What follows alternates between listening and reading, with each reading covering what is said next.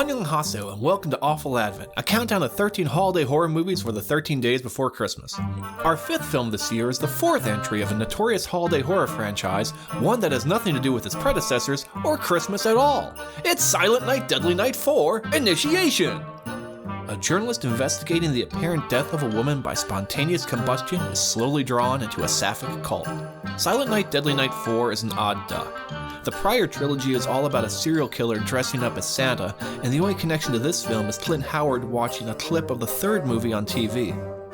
Even if you wanted to say the series is actually about Christmas-themed horror stories, this movie barely involves Christmas at all.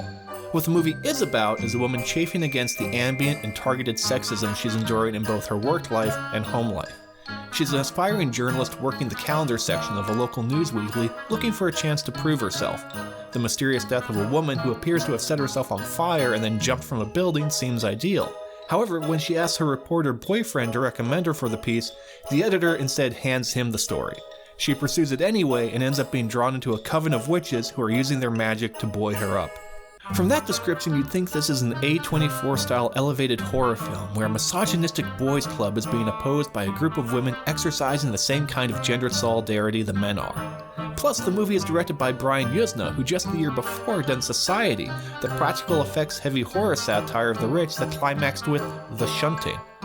Screaming Mad George, who did the effects for Society, is back here, and the effects are likewise fantastic and surreal, but the movie never achieves the clarity of Society. In other words, Initiation never achieves its ambitions.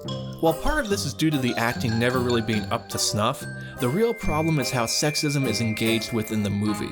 There's a very surface level, discrimination is bad because it's unfair vibe, which ignores discrimination's inherent violence. In fact, a key moment missing from this movie is the main character choosing to join the coven because the coven isn't wrong. So it's a strange movie. It's not good. I don't recommend it unless you're a hardcore fan of practical effects or Clint Howard. Still, it feels like the movie has an idea at its core, but no sense of how to express it, which counterintuitively makes it kinda interesting as a train wreck because you can see the amazing movie it would be if it were made today. Unfortunately, it was made in 1990. 2 out of 5 flaming flailing failed feints of feminism.